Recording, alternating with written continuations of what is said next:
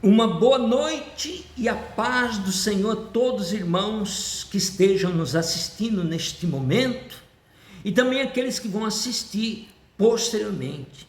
Gostaria muito que os irmãos dessem um like em nosso vídeo e também se inscrevesse em nosso canal. Amém? Eu sou aqui o pastor Adilson, do qual vos fala. Nós acabamos de ler aqui o capítulo 29 de Jeremias, onde fala da carta de Jeremias aos cativos da Babilônia. Irmãos, é com grande prazer, mais uma vez, que eu volto a falar da palavra do nosso Senhor Deus, neste momento.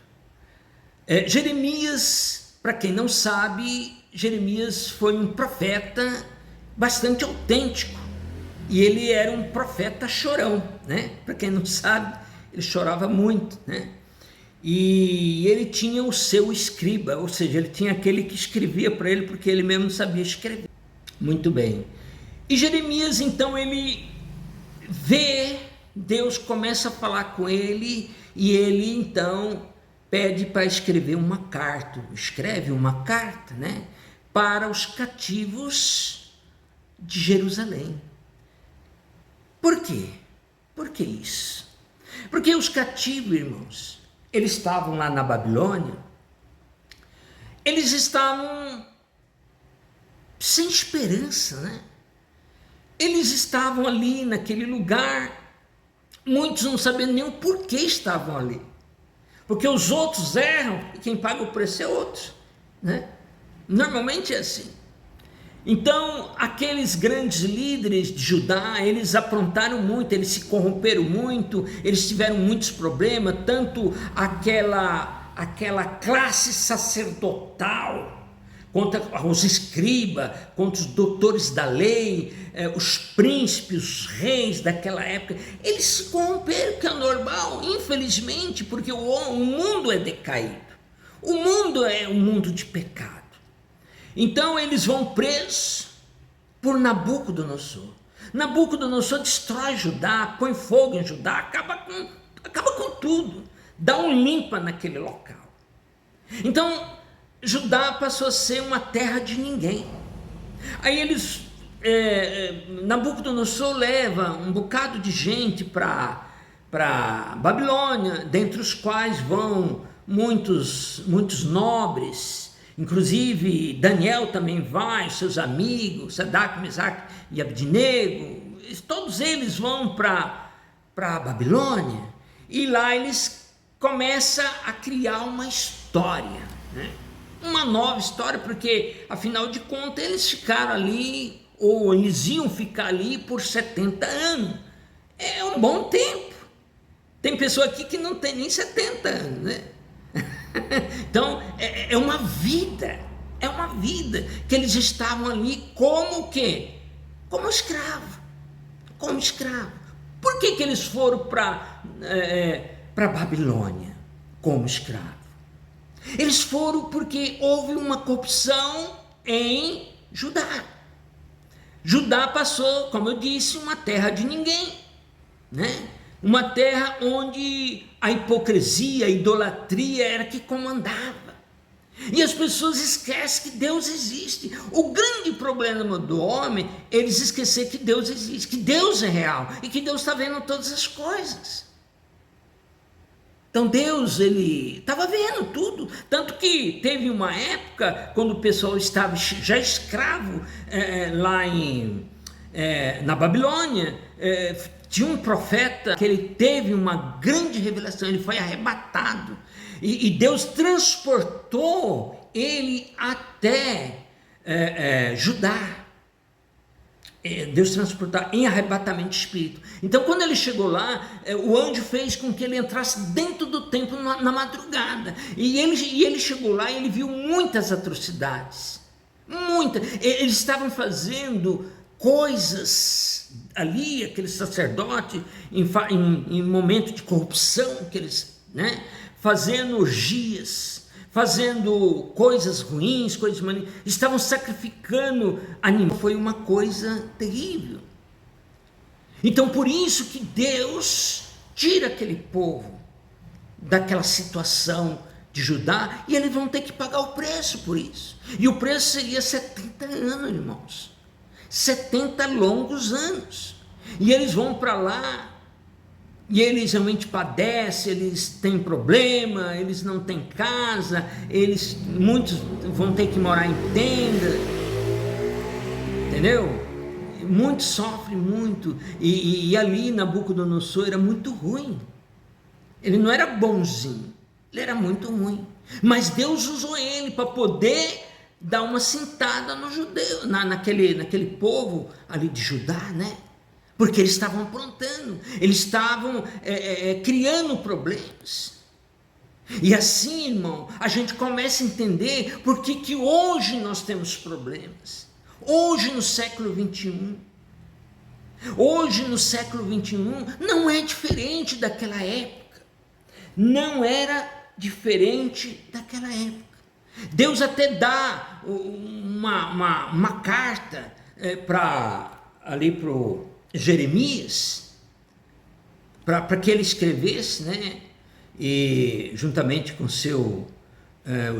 a pessoa que escrevia para ele, para dar uma carta de esperança para aquele povo, porque eles acreditavam que Deus já tinha abandonado eles para sempre, lá na Babilônia, mas Deus não abandonou.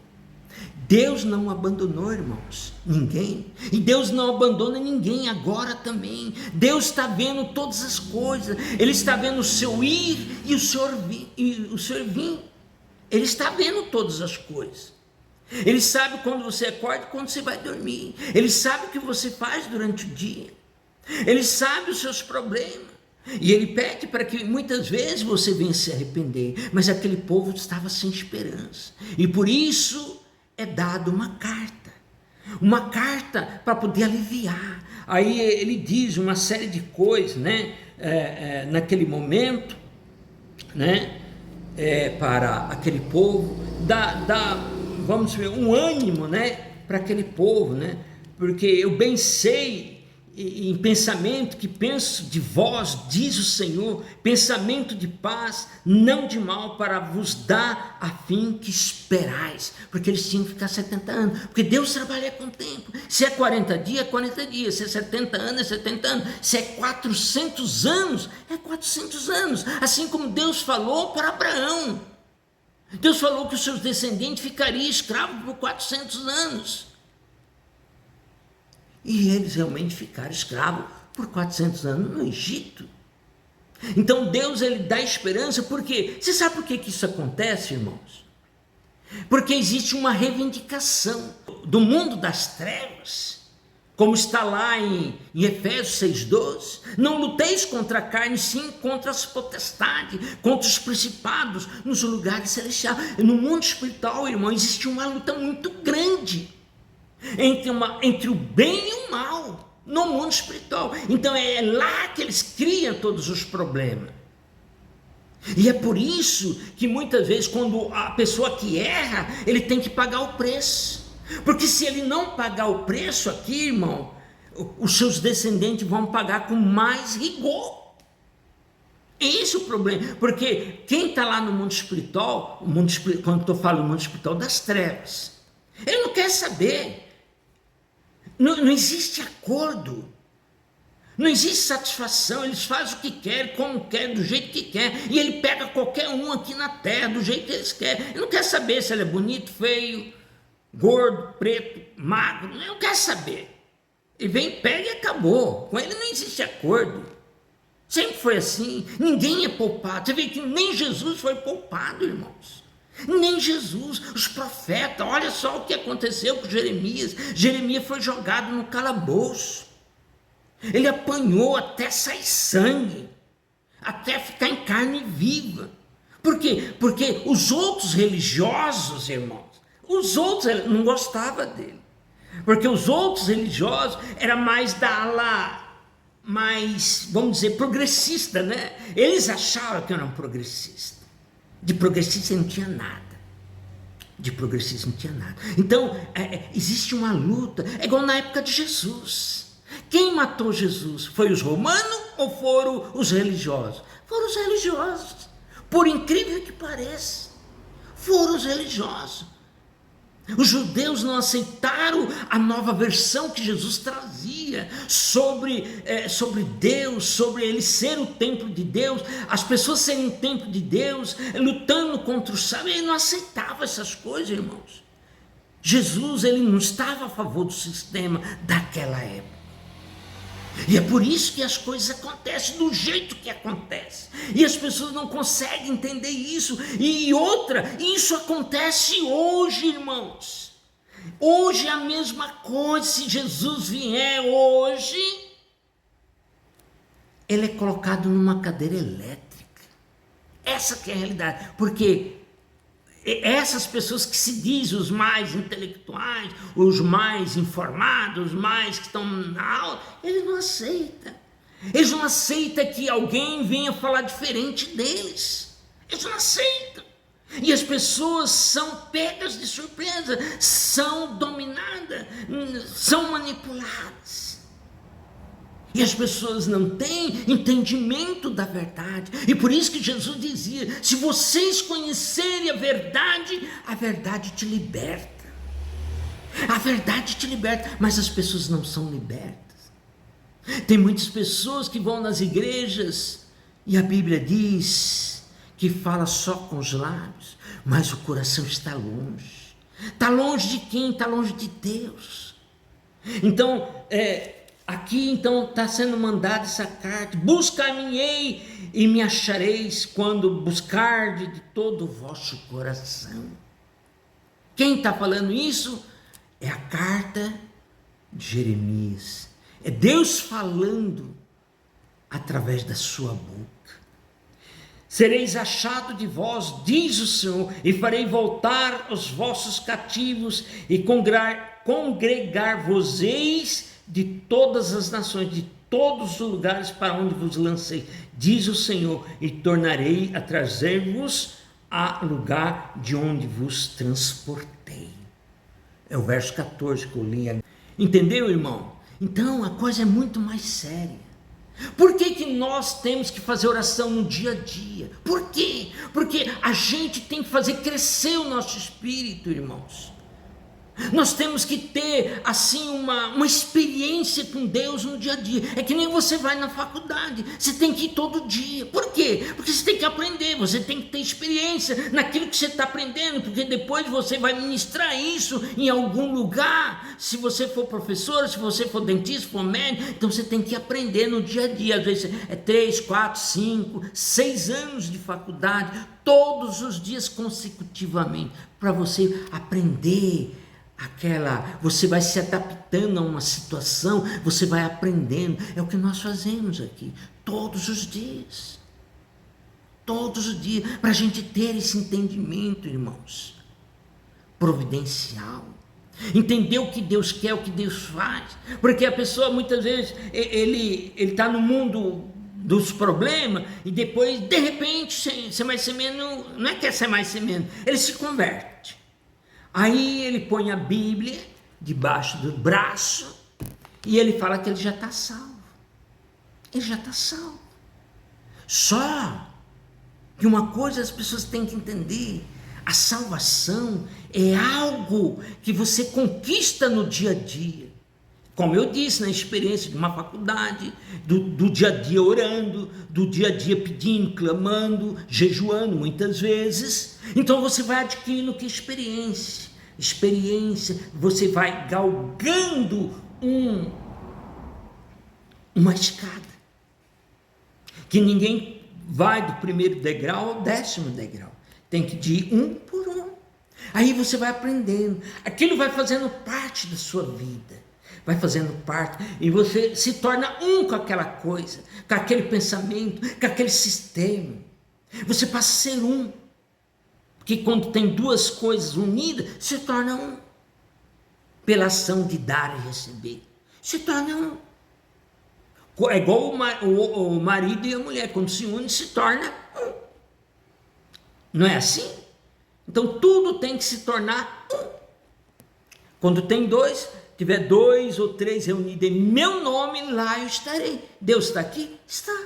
Por quê? Porque existe uma ação, existe uma energia, existe uma atração de ação e reação. E Deus então ele trabalha. E você vai se adaptando àquela situação, vai indo, até que chega no momento você tira o diploma, né? Você tira o diploma de faculdade, vamos dizer assim, né? Ou do 2º grau. E aí você começa, o seu nível ele cresce. Por isso que a Bíblia fala assim, lá no começo, crescei-vos. Então a gente tem que crescer. E Jesus fala assim, sede perfeito assim como o vosso Pai Celestial é perfeito. Então você atinge um nível. Enquanto a pessoa não atingir esse nível, irmão, a pessoa não vai se resgatar. Aí a Bíblia vai dizer assim, e tudo que ligares na terra será ligado no céu. Então o fato de você ir para o céu, você precisa ter uma experiência, esse galgar do dia a dia, a experiência de anos, de ter um entendimento. Aquela coisa, aquela situação passa a ser um com você. E assim vai, irmãos. É dessa forma que Deus trabalha. E Jesus está esperando de braços abertos, não é verdade? Amém? Amém, né? Tá bom, né? Vou deixar um pouquinho os irmãos falarem também, né? Aqui, nós estamos gravando para o YouTube, mas os irmãos estão aqui ao vivo conosco. Eu quero pedir para os demais, quando vocês virem esse vídeo, dê um like, não se esqueça, mais uma vez estou pedindo, coloque o seu dedo ali, por gentileza, e também se inscreva em nosso canal, tá bom? Amém? Glória a Deus, que Deus abençoe.